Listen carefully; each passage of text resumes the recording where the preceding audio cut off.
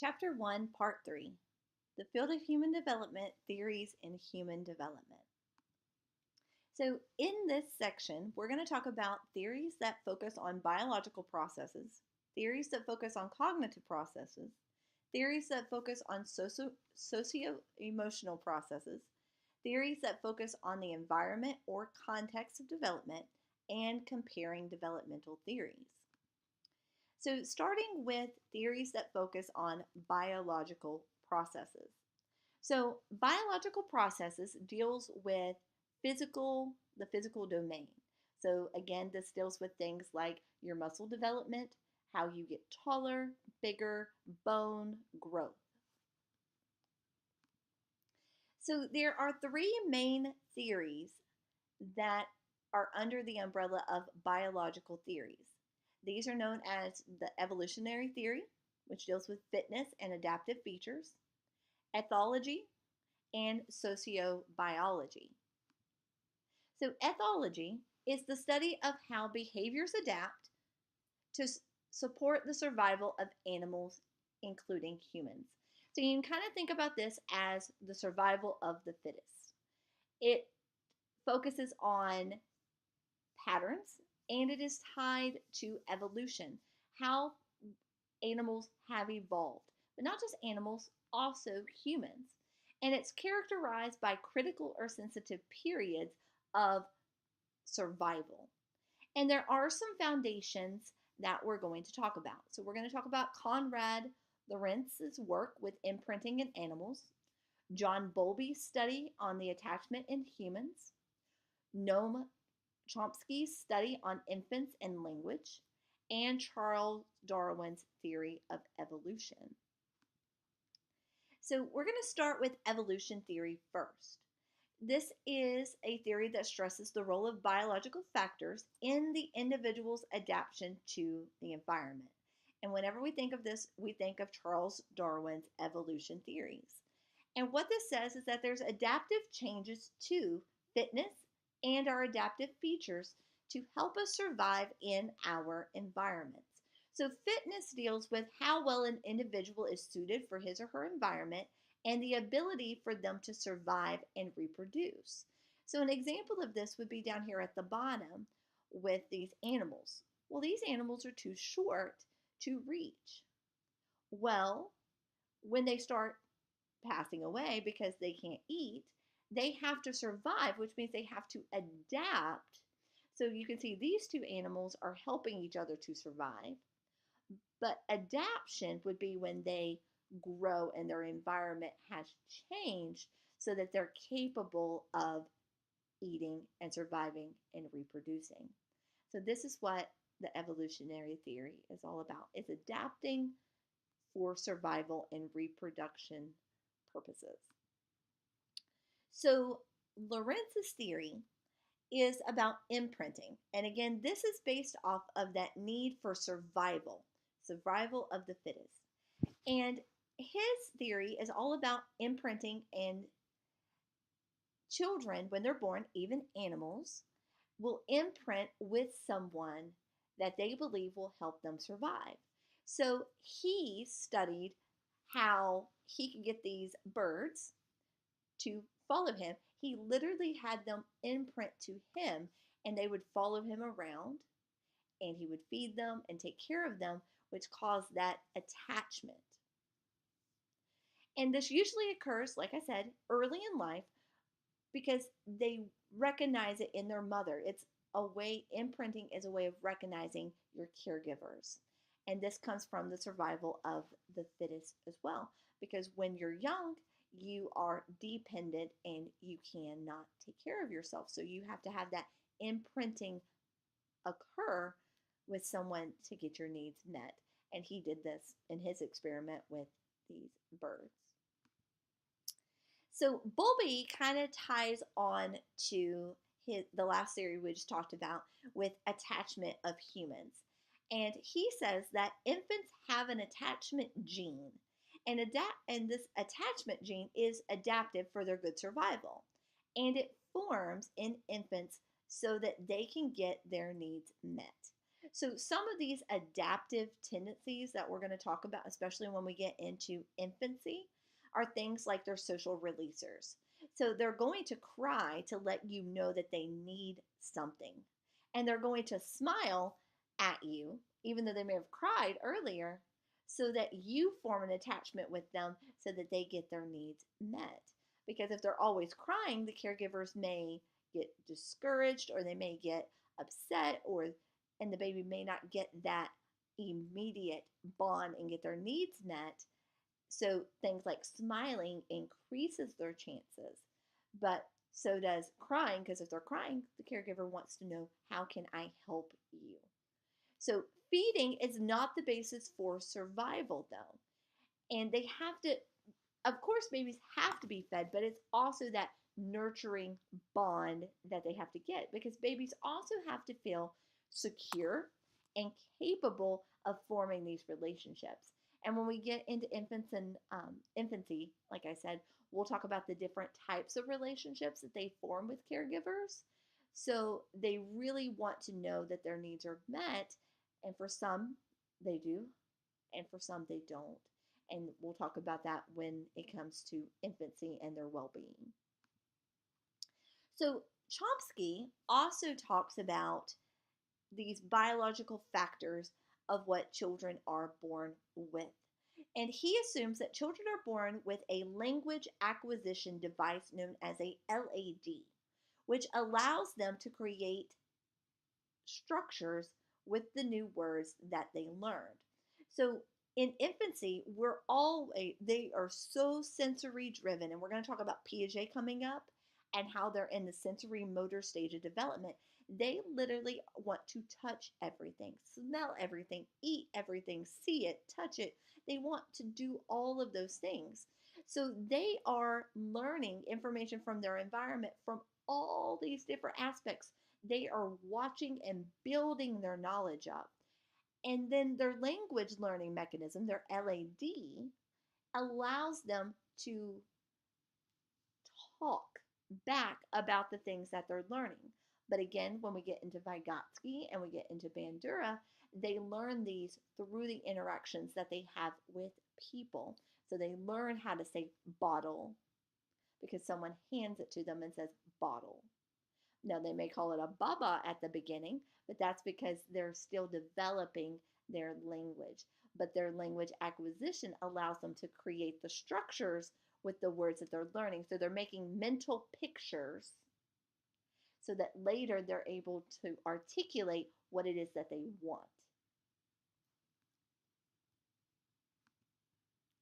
Sociobiology is also in the biological processes theories. And this assumes that social behavior is based on biology and genetics.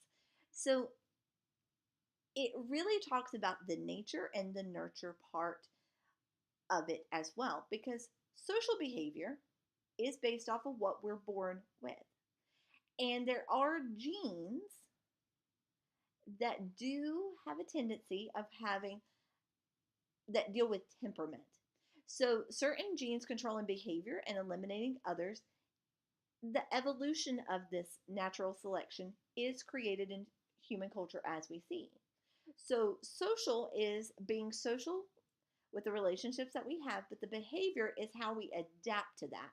For some of us, we're more introverted, and then some of us are more extroverted, which means that we're either more with outside of how we're supposed to behave and inside. But there's certain things about our biology and our genetics that assumes that we know how to take on these roles in society. So we're going to pause and process for just a minute as you answer this question.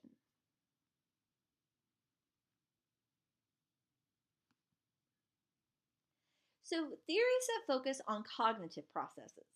Now, cognition deals with receiving information, reasoning, evaluating, learning, judging, everything that's mentally in our head.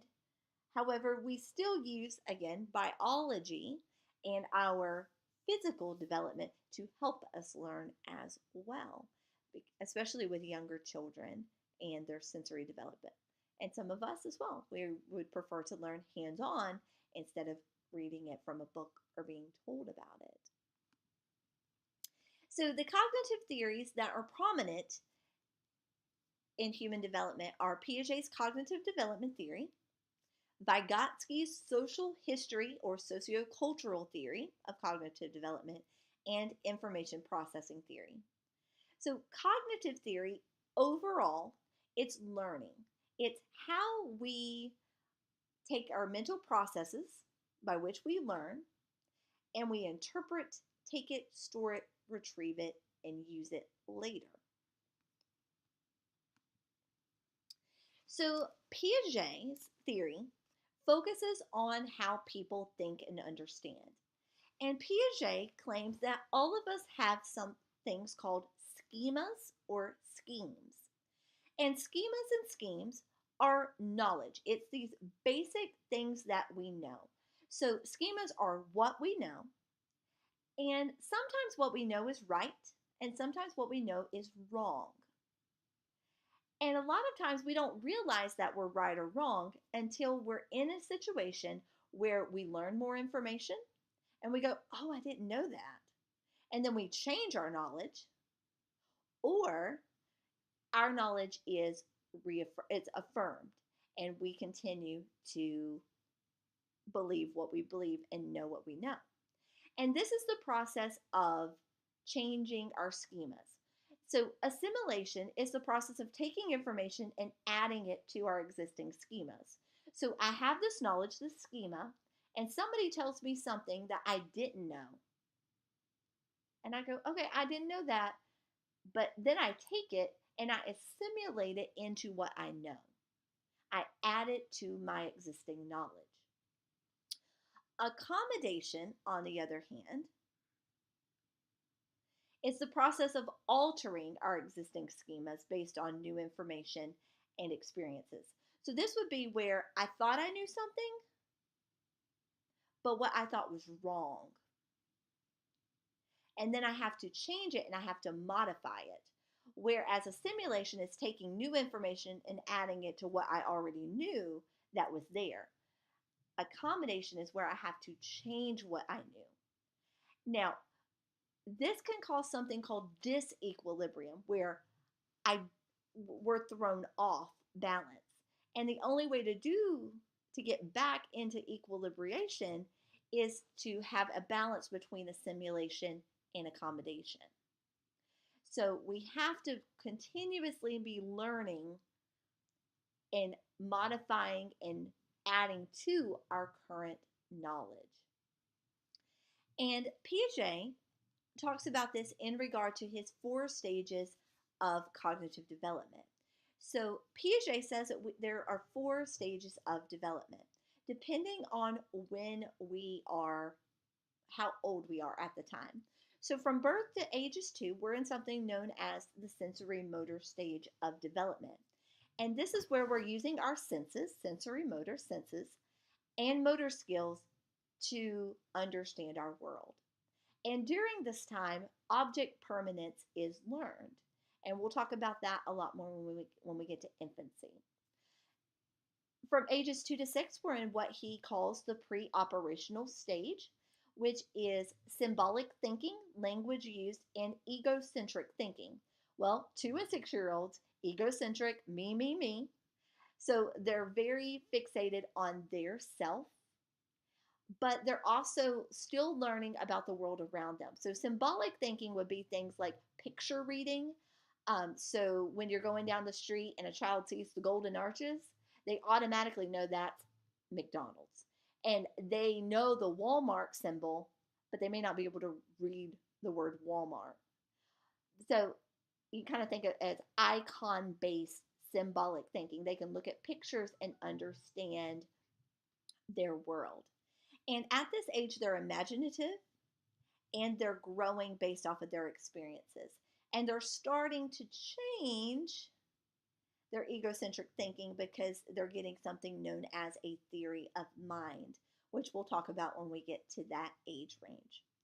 From ages 7 to 11, They're in what is known as the concrete operational stage of development. So logic is applied and the objective rational interpretations. So concrete, whenever I think of concrete operation, concrete is hard, heavy.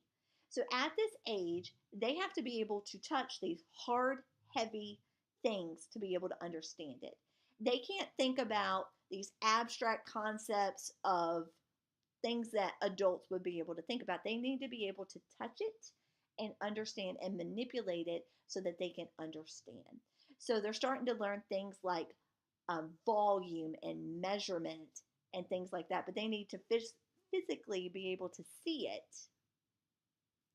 So they're getting conservation, ideas of numbers, ideas, and classifications during this time.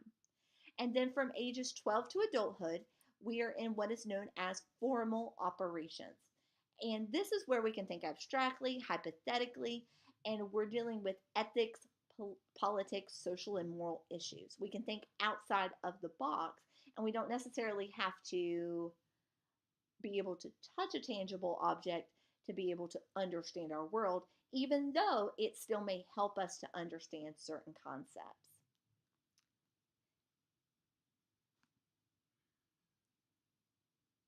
So what I want you to do now is I want you to stop, pause, and process what we have just talked about in regard to Piaget's theory.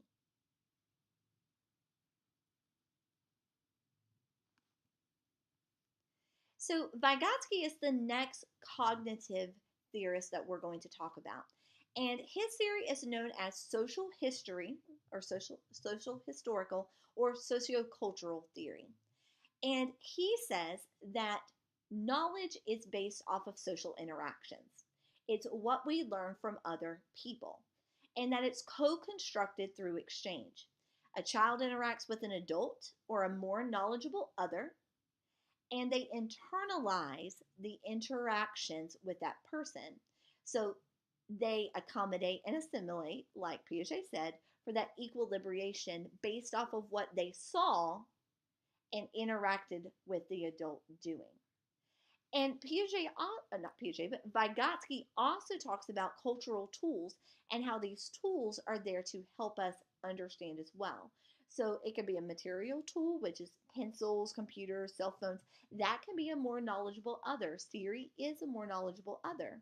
The videos that I'm making you and talking through would be considered a more knowledgeable other that you can use as this exchange as you're co-constructing knowledge. And then psychological tools as well, such as language, symbols and signs, and mathematical systems. And then the approximation is when children learn through the social exchange by constructing their own meaning. So Piaget called this equilibrium, whereas Vygotsky calls it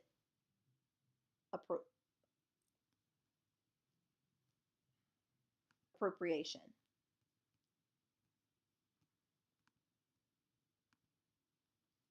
Now, also with Vygotsky, we have to talk about his theory of the zone of proximal development.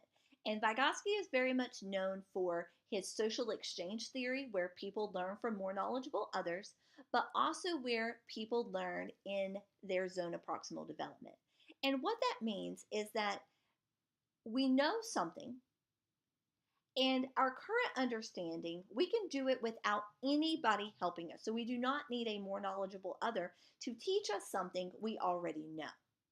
We need someone to teach us in our zone of proximal development, where they give us scaffold and support to help us learn information that we, or a skill or a process that we cannot do without help.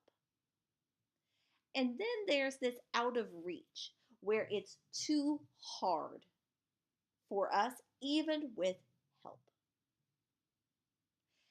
And with this, scaffolding is a big thing that we have to talk about in regard to Vygotsky, but also with Jerome Bruner, because they both talk about how we have to assist people by providing them explanation, prompts, modeling, videos, whatever it may be, so that they can learn how to do it on their own, but within their zone of proximal development. So we have to know what they know so that we can give them the support to help them to be able to learn it and understand it so that it will be now too easy for them, then they'll go on to the next stage. So if you want to kind of think about this as the Goldilocks, this is just right. Too big, too small, just right. So now we're going to pause and we're going to process what we have just discussed about with Vygotsky.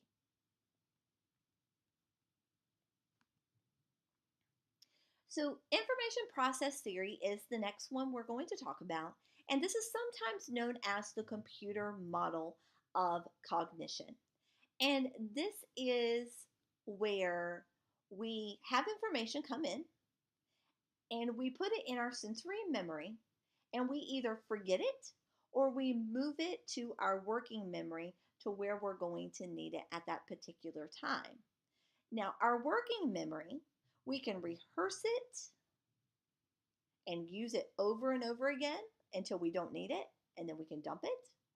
Or we can encode it into our long-term memory so that we can retrieve it as needed. So the way I kind of think about this is, on a computer, you have certain functions that you can do.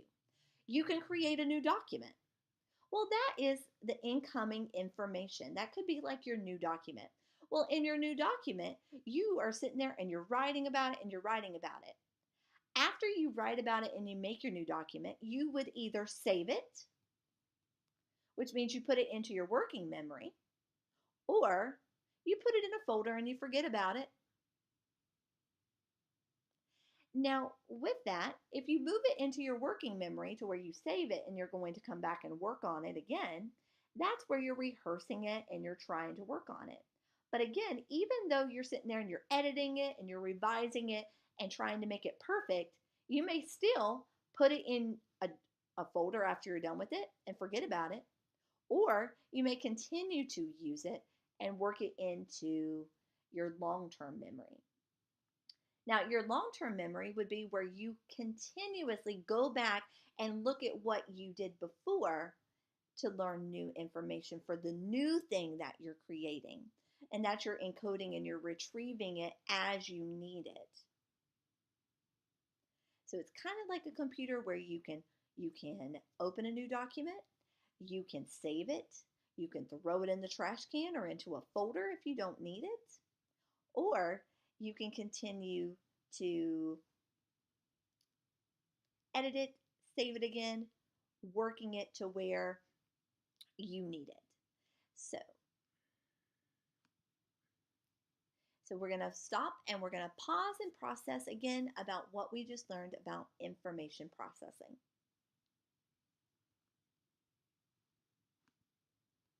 So theories that focus on socio-emotional processes.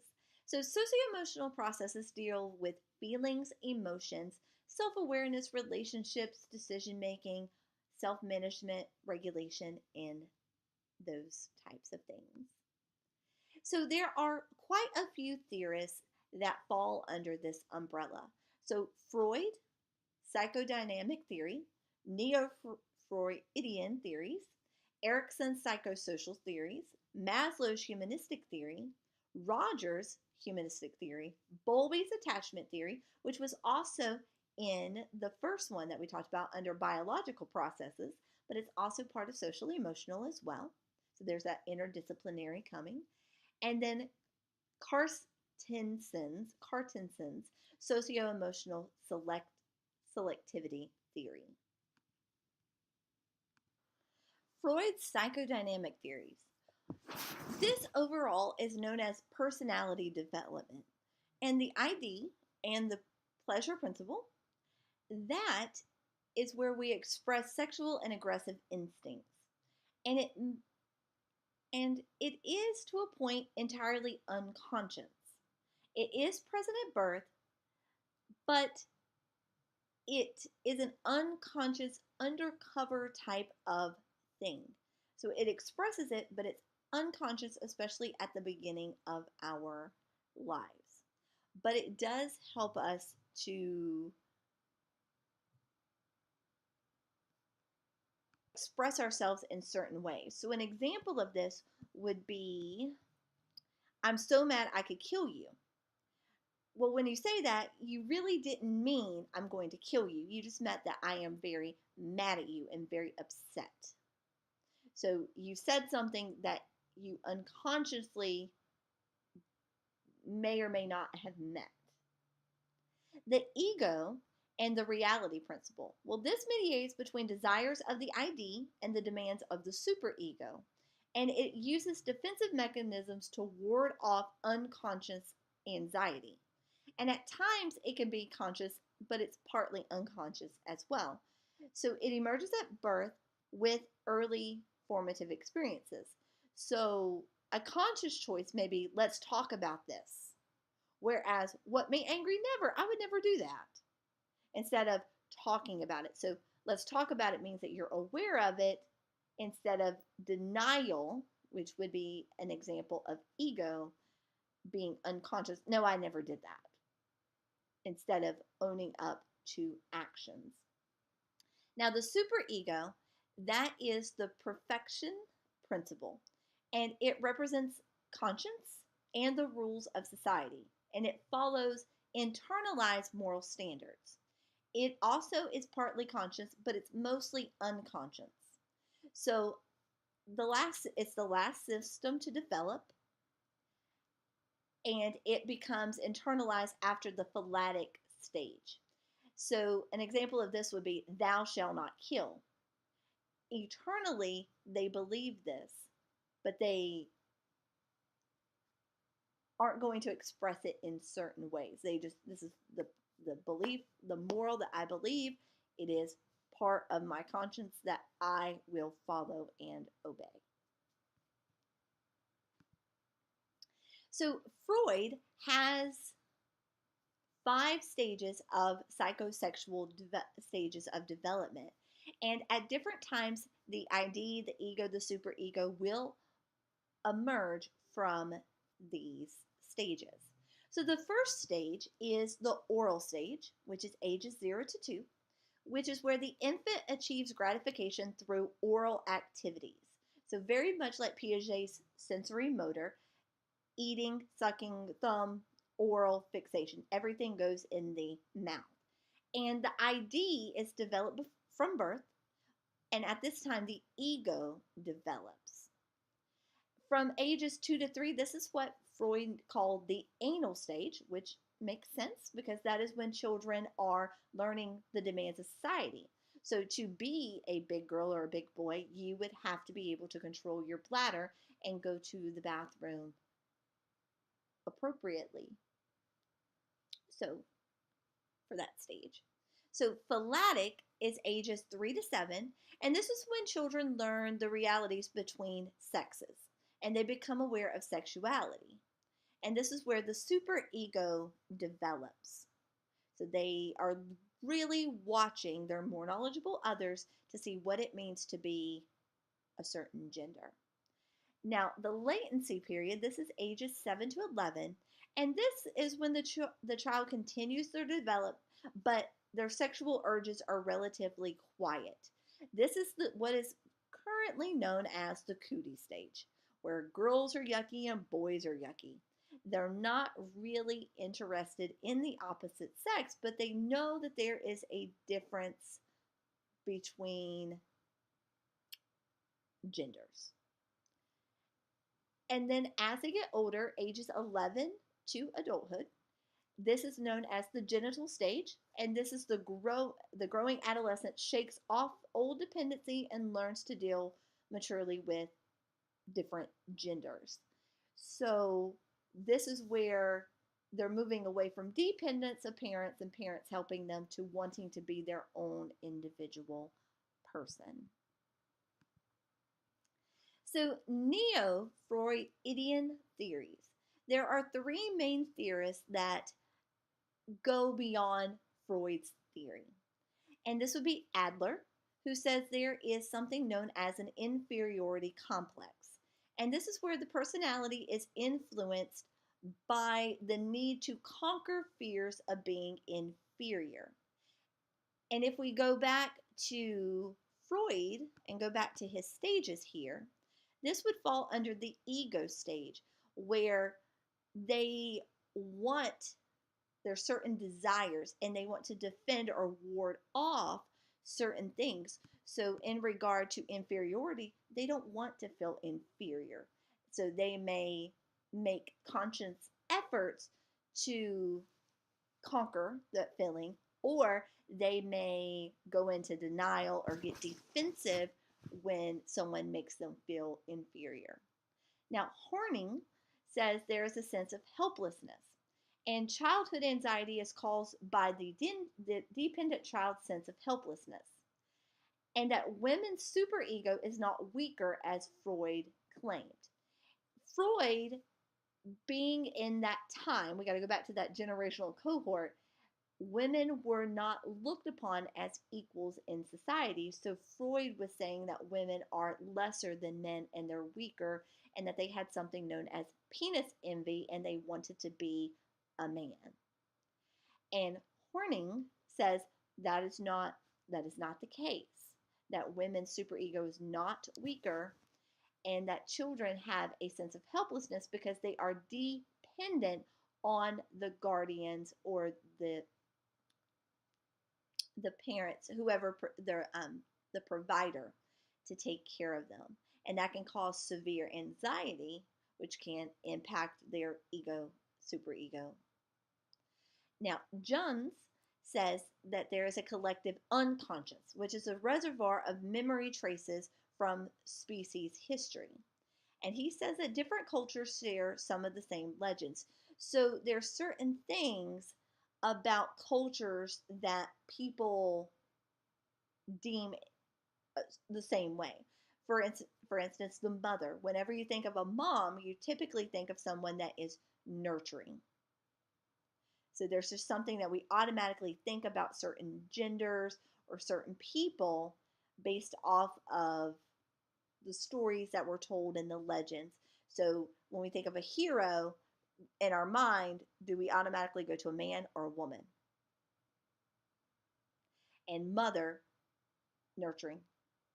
But when we think of father, we may have certain things that we think about that bring up this collective unconsciousness of how we've been shown people are supposed to be. And especially considering modern day society, when we're shown through media and TV and all these different aspects of, so the reservoir for our memory traces, there's a whole bunch of things that we think of when we think of certain aspects of people. So again, we're going to pause and process Freud and the Neo-Freud theories. So Erikson is our next series that we're going to talk about, and Erikson's theory is called the psychosocial theory, and it's a discontinuity of psychosocial development over the lifespan. So he says that learning is discontinuous and that there are stages. There are stages of development that people go through at certain times, and if they do not overcome the crises in that stage, that there could be negative consequences to their psychosocial development. So he says that there are 8 stages. And in the first one, infancy, it's trust versus mistrust. And that is where the caregiver, the infant is dependent on the caregiver. And if the caregiver meets the needs, then they continue to the next stage in a positive manner. Whereas if they don't, they end up mistrusting, which can cause them to have shame and doubt, guilt in the future. So toddlerhood, autonomy versus shame and doubt. This is where the toddler is learning to exercise will and to do things for themselves, and they doubt, or they can doubt their abilities. So this is where they literally say, me do it. And they want to try to do things on their own. And if they're allowed to try and they're not made to feel bad, or a parent saying, no, I'm going to tie your shoes, or I'm going to zip your coat up for you, that can cause them, one, learned helplessness, And two, it can really hurt their ability to try things that are going to get difficult, especially when they get into the school age, when things are going to get harder. Preschool age, ages 3 to 5, they're in something called initiative versus guilt. And this is where preschoolers will initiate tasks and carry out plans, or they may feel guilty about their efforts. So we can kind of think of this as a little engine that could. And it really builds off of that autonomy versus shame and doubt stage before in toddlerhood. So I think I can do it. I'm going to do it. I'm going to try. And then some children just don't even try because they've learned that their way is wrong. And they have shame and doubt, which causes them to feel guilty because they don't know how to do things on their own. In elementary school, 6 to puberty, which is about 11, they're in competence versus inferiority. And this makes a lot of sense because they're in school, academically driven. And this is where the child learns the pleasure of applying themselves to tasks or they feel inferior. This is really filtered by how teachers, principals, policymakers, parents really pressure learning and what they deem to be competent and not. Because in school, the moment you get there, you start getting grades. And you know who makes good grades and who doesn't make good grades, especially when you get a report card or you have a school assembly. And that can really have an impact on their psychosocial development. Adolescents, they're in the stage known as identity versus role confusion. And the biggest part of theirs is who am I? Who do I want to be? And how do I become that person?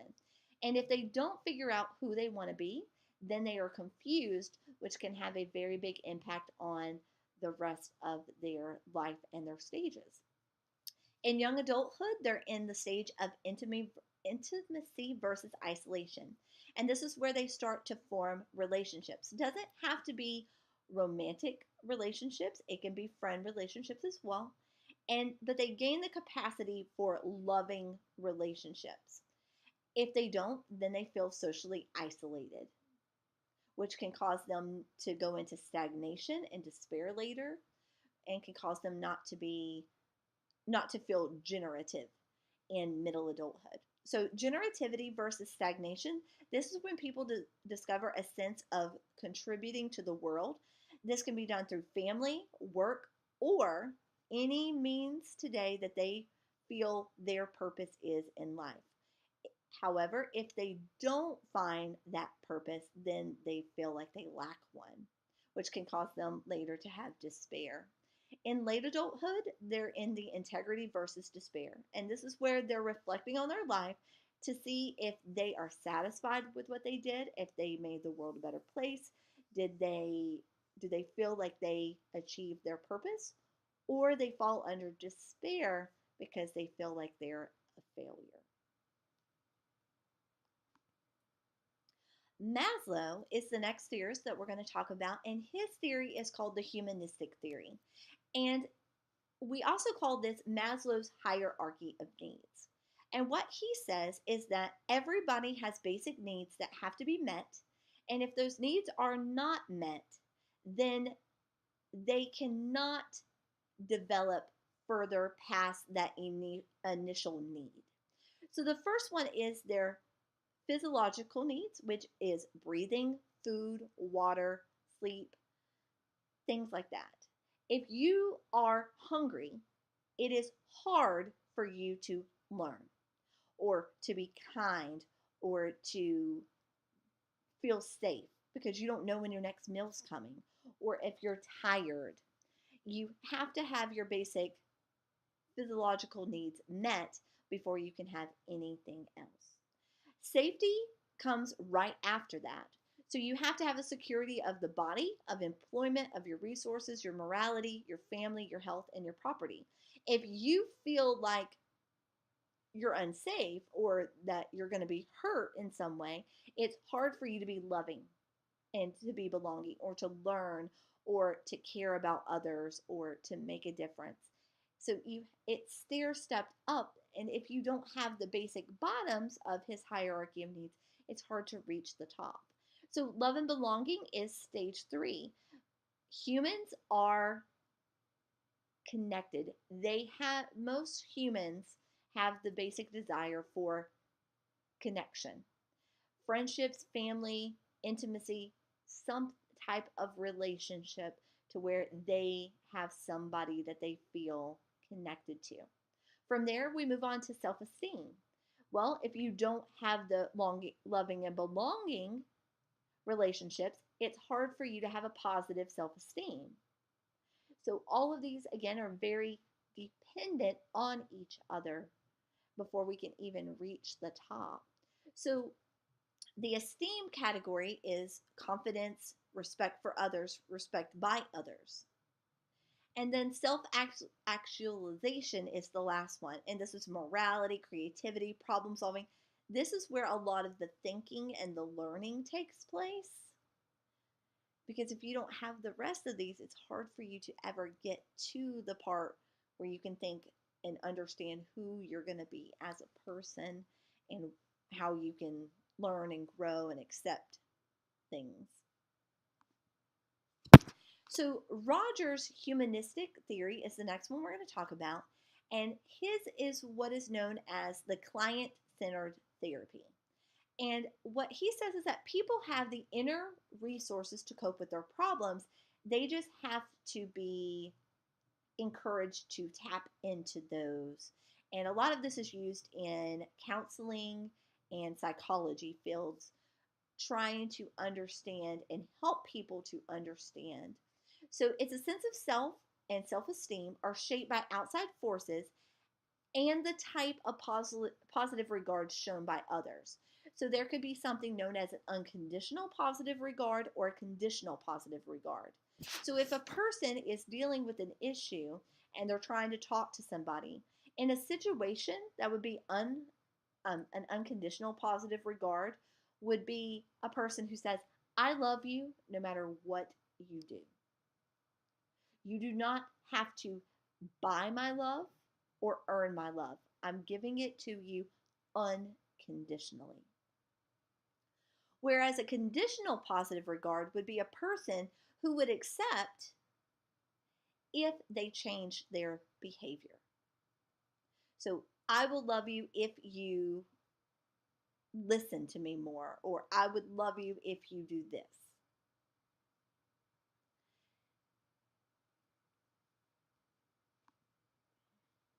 So going back to Bowlby for just a minute, attachment theories. Bowlby is one of the most prominent attachment theorists that there is.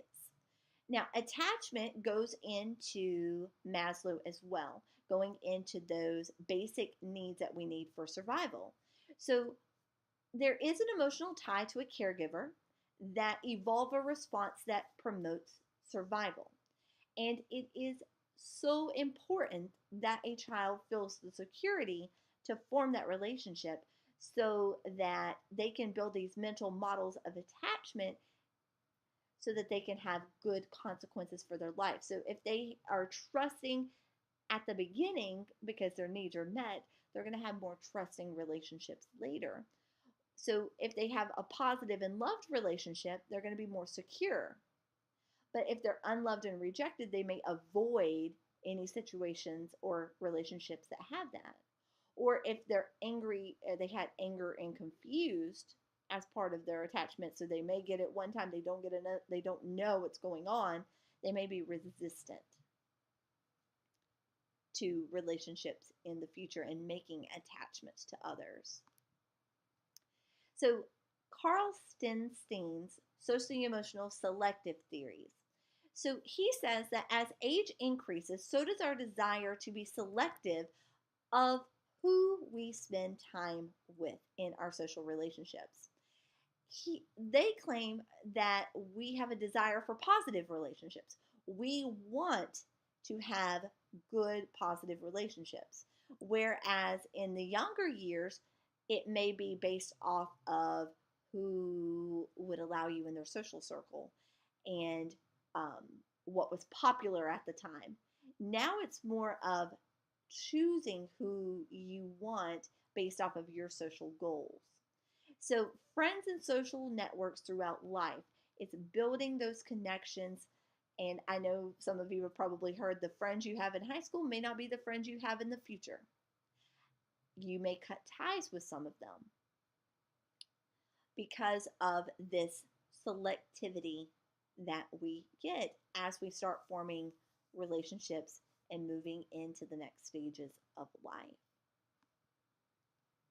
So we again are going to pause and process what we have learned so far in regard to the social emotional theories. So theories focusing on the environment or context of development. So there are quite a few theories that we're going to talk about here. The first one is going to be behavioral theory, which can also be known as behavioralism. Social cognitive or social learning theory, dynamic systems theory, bioecological theory, sociocultural theory, and family systems theory. So behavioral theory or behavioralism is it's a more scientific theory than psychoanalytic, which is based on abstractions. Behavioral theories are based on measurable things that can be observed.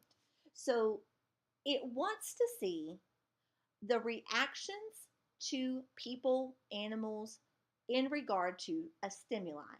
So they're looking for cause and effect relationships. So their big question is, if I do or change this, blank should or will happen. So the claims is that they can explain the behavior based on the circumstances or the stimuli. It doesn't really look at the cognition part of it. It doesn't look at why is the person doing it, just if I do this, this will happen. So there's two major theories that explain the behavioral theory, and they're known as classical conditioning and operant conditioning. So classical conditioning is an involuntary reflexive response. And this is known as a fear, salvation, sweating, but there's others. And the stimulus precedes the response. It's before anything happens to see. So it precedes the response. The response is after the stimulus has already happened. So they're going to do this to see if they can cause you to fear. Or they're going to do this to see if they can make a dog salivate. The role of the learner is passive. They are not a part of it. They are just there, and this is happening to them, and they're just trying to gauge the response. So an example of this would be the sight of a pill makes you sick because you took it before and you got a stomach ache. So now you're afraid to take the pill because you don't want to get a stomach ache. That would be an example of something that was classically conditioned to you. Or you won't eat at a certain restaurant because it gave you food poisoning and you're afraid it's going to happen again. That would be an involuntary response to that because you feel sick every time you see it. Operant conditioning, on the other hand, is usually voluntary, but it can be both voluntary and involuntary. It is based upon actions and it is used to control behavior. It is the timing of the stimulus is after a response. So if somebody does something you want them to do, you would give them a stimulus. Or if they didn't do, you would give a stimulus. So the timing of the response is before they apply anything to it. The learner is active because they want a certain response. They want something to happen so something either good happens or so they avoid something that's bad. So an example of this is you would do an action again or do not do the action again based upon whether you were reinforced or you were punished for your response or your action. So classical conditioning, the first theorist we're going to talk about is Pavlov. And Pavlov is the discoverer of classical conditioning, which was back in 1920. So we're going back to when things were may not as ethical sounding as they would be considered very unethical today. Now, his goal was training humans and animals to react to stimuli. And he tested dogs to see if he could get them to salivate by with a tuning fork. So the conditioning that he did was he would show the dog food. As a response, the food caused the dog to salivate. Then he would ring the tuning fork and show the food at the same time. So the dog made a mental connection of the food and the tuning fork. But when he showed the dog the tuning fork without the food, the dog did not salivate. But when he did it in conjunction together, it caused the dog to salivate. So then later, anytime the dog heard the tuning fork, the dog would salivate. So he conditioned a response over time to cause the dog to salivate. Now, Watson expanded on Pavlov by training humans to react to a stimulus, and he did this through what is known as the Little Albert experiment. And what he was trying to do is see if he could condition little baby Albert to fear things. And as a result today, there's a lot of people who fear certain things based off of this type of conditioning, based off of their fear responses. So this could be known as a white coat syndrome or a fear of doctors, doctor phobia. So you may have had a bad experience with a shot. Now every time you see a shot, you get scared. Or that is exactly what happened with little Albert. So he would allow Albert to play with a rat, and Albert liked the rat, but then he would ding this bell behind him or this gong behind him every time he went to reach for the rat. In turn, he caused Albert to be afraid of the rat. And then he added other animals, and anything that looked like the rat also scared Albert. So a dog, a bunny, and these were all things that he liked before, but because of the conditioning, it caused him to have a fear response and a phobia to animals. So from there, we're going to go to operant conditioning.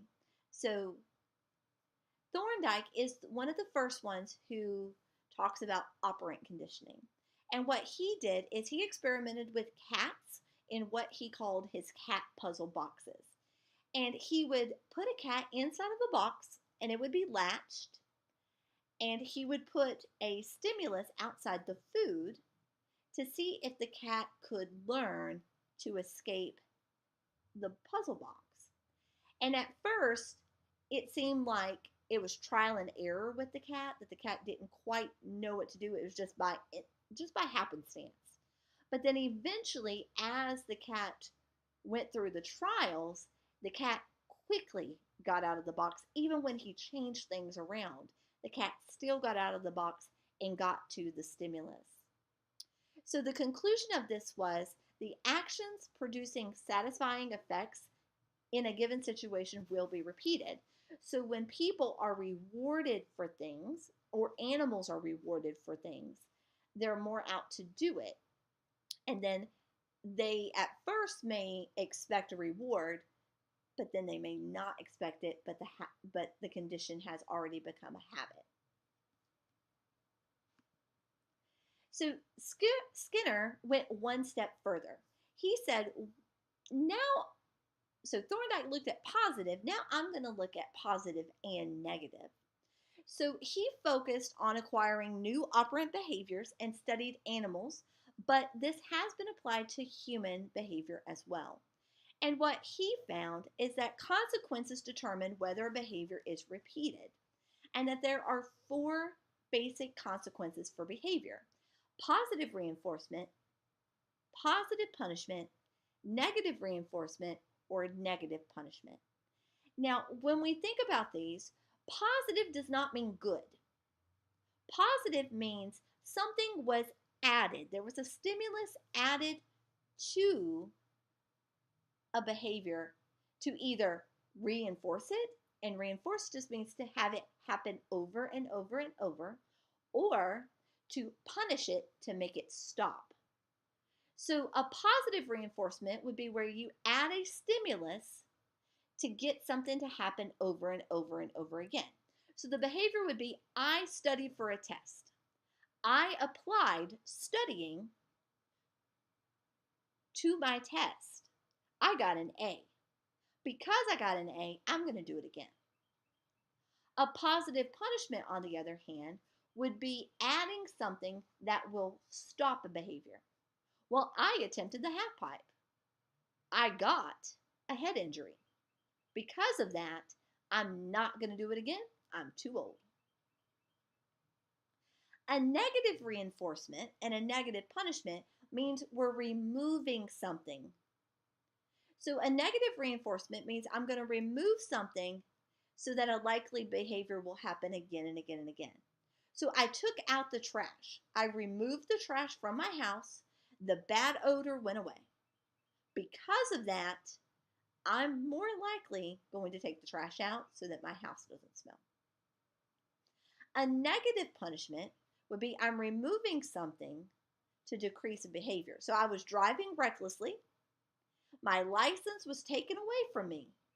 So now I'm not going to do that in the future.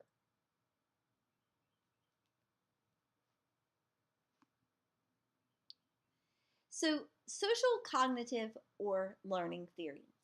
Now, this is an extension on behavioralist theory or behavioralism, and it claims that behavior can be explained by external circumstances or stimuli, but also on one's thought process, the environment, and who we decide that we're going to watch for behaviors and who we're going to imitate. So instead of just looking at if I do this, this will happen, or if I apply or take something away, this is going to happen. It's more about the internalization of what I'm doing. So the first one that we have to talk about is dynamic systems or self-organization theory and Thelen's theory. And she claims that there is something known as self-organization. And this is a co-action of nature and nurture in an individual. And what this says is that the patterns or orders emerge through intrinsic ongoing processes. So what I'm going to do is intrinsic inside of me, but it's based off of my practice and my trial and error to achieve a goal. So I am going to process what I want to do and find a way of doing it so that I get the result I want. Practice leads to attunement and adjustment. So if it didn't work the first time, I'm going to change it so that I can achieve my goal in the future. And the focus of this is step-by-step process of the work. I'm thinking really very much about it, but I may also look at others to see how they're doing it so that I can imitate what they're doing. So it looks at the interactions amongst the tasks, the individual, and the environment so that I can achieve the goals that I want to do. So social cognitive theory in regard to Bandura.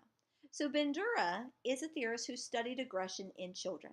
Again, completely unethical today, but it did build a foundation for what we know about models and how people learn vicariously through others.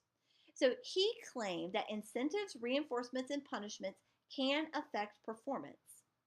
And he claimed that learning can either be inactive, you do it, so active learning, or vicariously learning by observing, which may be a little bit more passive, but could turn to inactive if the person emulates what they saw done. So vicarious learning, in simple terms, it's monkey see, monkey do. People learn through observational learning, modeling, and imitation. They are going to watch and decide whether they can do an action or not, based on the consequences of somebody else. Now, with that, for somebody to vicariously learn, they have to have these four important factors of observational learning. One, you have to have the attention. They have to pay attention to the model that is conditioned. If they don't pay attention, then there is no way that they can vicariously learn. Two, they have to have retention. They have to remember what the model did so that they can emulate it later. They also have to be able to reproduce it, but they have to be able to have the capacity. So this is where Vygotsky can come in. They have to have knowledge to be able to build on it, to be able to do the behavior. So you could show a kindergartner how to do this abstract math problem, but they may not be able to reproduce it because they don't have the capacity to do it. And then last but not least, they have to have motivation. They have to want to do it. So the importance of the model or the reward received by the model. Now, Bandura also studied self-efficacy and self-regulation. And self-efficacy is just being able to perform and learn effectively. It's somebody's ability to try to learn effectively. Whereas self-regulation is when a person takes charge and learns for themselves. They're able to regulate their emotions, regulate their learning, being able to control one's self. So the next theory we're going to talk about, or theory, is known as the bioecological theory or the ecological systems theory. And this is a theory by Urie Bronfenbrenner that emphasizes the nesting of environments or systems. So going back to the very first part of chapter 1, we talked about context and how there's a person in the middle, and it's kind of like they have this bubble around them of all these biological factors that make them who they are. Well, then you have all of these outside contexts, not only your gender and all these other things, but you also have what Bronfenbrenner calls these nesting systems. So you have something known as your microsystem, which is your intermediate closest relationships. So this would be your family, your home, your school, your immediate context in your environment. Then you have your mesosystem, and that is, it extends out. So that may be your church or your neighborhood. It gets bigger.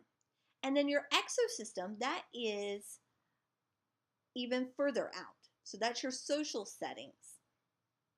Mass media, family, friends, legal.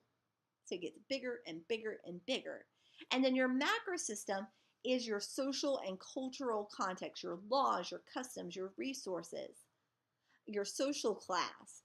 So it expands out. So the context we talked about in chapter 1, part 1, fall into these immediate systems of Bronfenbrenner as your context of what impacts you. And then last but not least, your chronosystem, and this would be your generational cohort. And this is the changes in a person or the environment over a time. So technology, wars, all these different things that can impact a person's life. So sociocultural theory. Now, this theory is cognitive development is dependent on social interactions. And it's viewed as neo-Vygotskian theory. And one of the main theorists for this is somebody called Rogoff, Barbara Rogoff.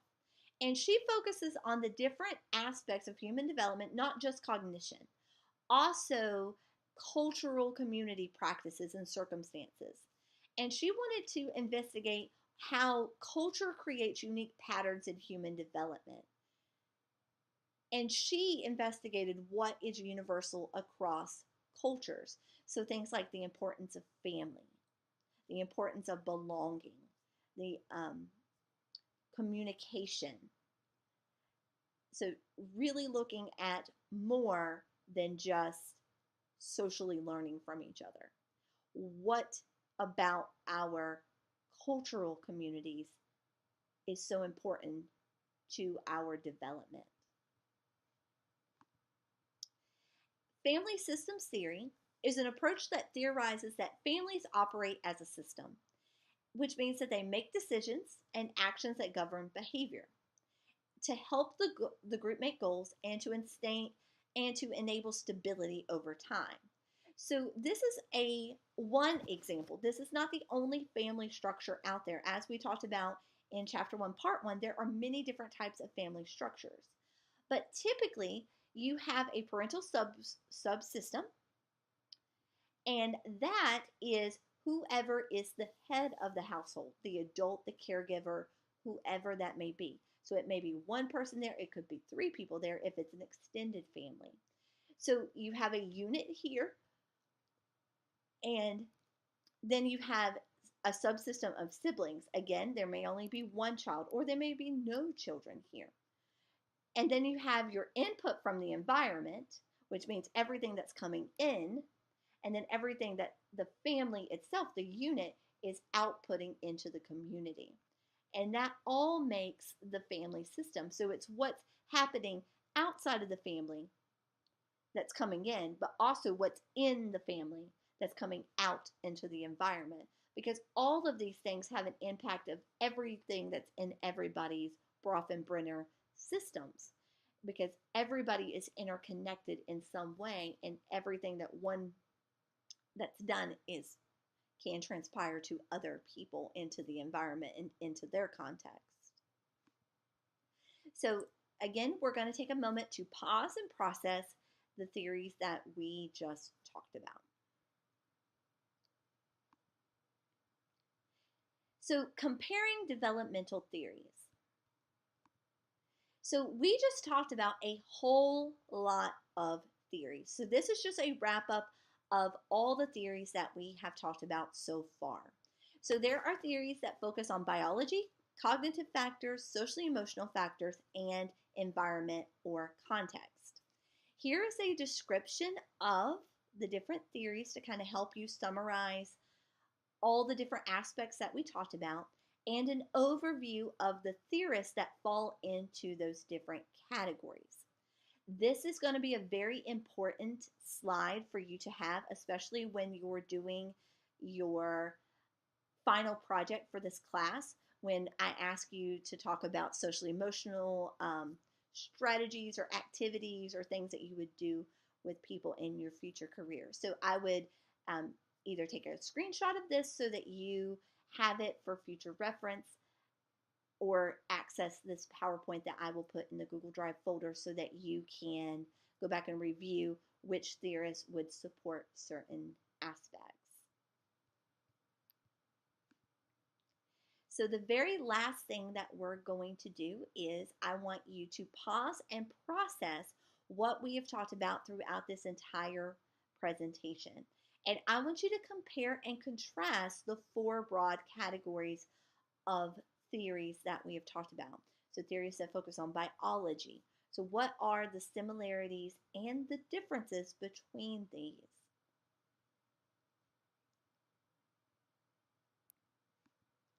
And this is the end of chapter 1, part 3.